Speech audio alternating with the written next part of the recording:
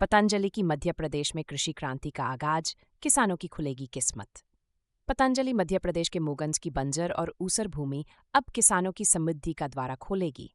इसके साथ ही विकसित विंध्य का एक नया अध्याय भी जोड़ेगा। इससे किसानों की आय, रोजगार के अवसर सृजित होंगे। मध्य प्रदेश के मूगन की वर्षों से उपेक्षित पड़ी बंजर और ऊसर भूमि अब किसानों की समृद्धि की राह खोलेगी। इस दिशा में एक बड़ा कदम उठाते हुए प्रदेश के उप मुख्यमंत्री राजेंद्र शुक्ला एवं विभागीय अधिकारियों की उपस्थिति में भूमि की रजिस्ट्री कॉपी का हस्तांतरण पतंजलि योगपीठ के महामंत्री आचार्य बालकृष्णन को किया गया।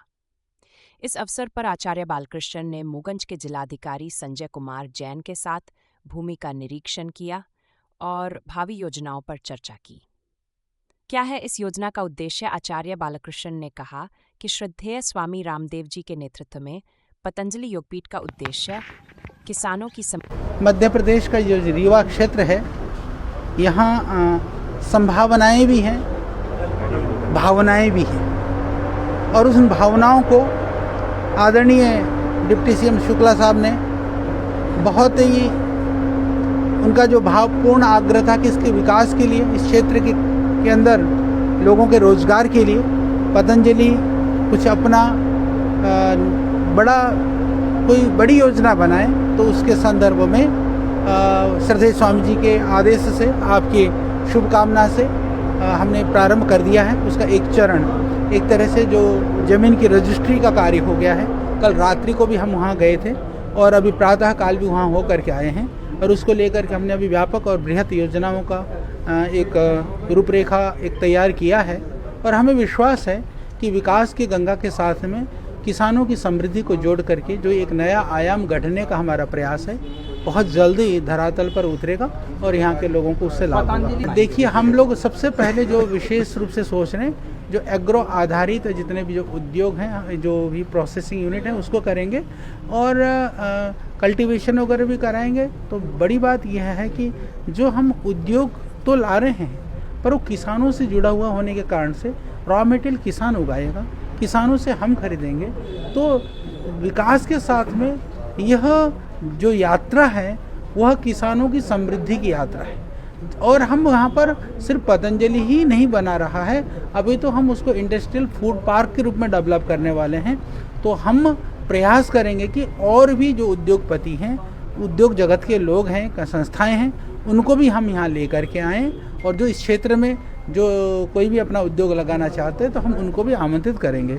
जहाँ तक रही कि रोज़गार की बात रही, क्योंकि एग्रीकल्चर सेक्टर में ज़्यादा रोज़गार मिलता है। सिर्फ फैक्ट्री के काम करने वालों को रोज़गार नहीं मिलता, खेतों में काम करने वालों को भी रोज़गार मिलता है। इस तरह से हज़ारों लोगों को रोज़गार मिलेगा।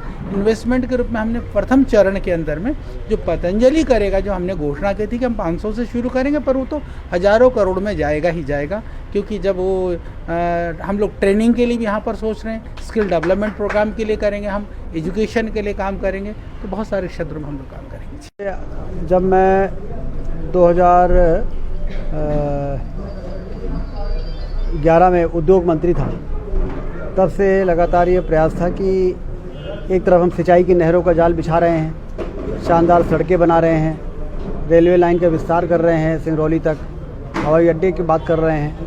इसलिए हमारे यहाँ पर्यटन की क्रांति, हरित क्रांति तो हम ला ही रहे हैं, औद्योगिक क्रांति भी लाना ज़रूरी है।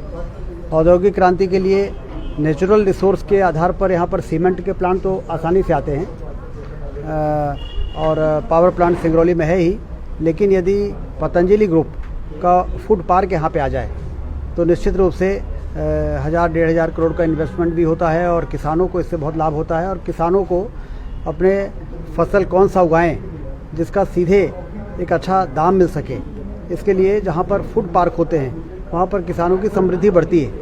इसलिए पतंजलि चूँकि अब देश में फूड पार्क के क्षेत्र में सबसे बड़ा ग्रुप है, तो इसलिए हमने 11-12 में ही बाबा रामदेव जी से और आचार्य बालकृष्ण जी के साथ बैठक की थी।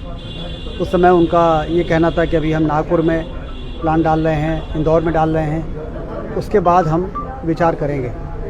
तो मैं लगातार इंतज़ार करता रहा। फिर अभी जब इंडस्ट्रियल कॉन्क्लेव हुआ रीवा में, इसके पहले हम हरिद्वार जाके जब मैंने उनसे बात की कि नागपुर हो गया, तो कहीं हाँ नागपुर हो गया, हमने कहा हरिद्वार इंदौर हो गया, कहीं हो गया, उन्होंने कहा अब रीवा चलिए। 400 एकड़ ज़मीन हमने रिजर्व करके आपको रखी है मऊगंज के पास। वो ज़मीन मैंने किसी को नहीं दी, 15 साल हो गए।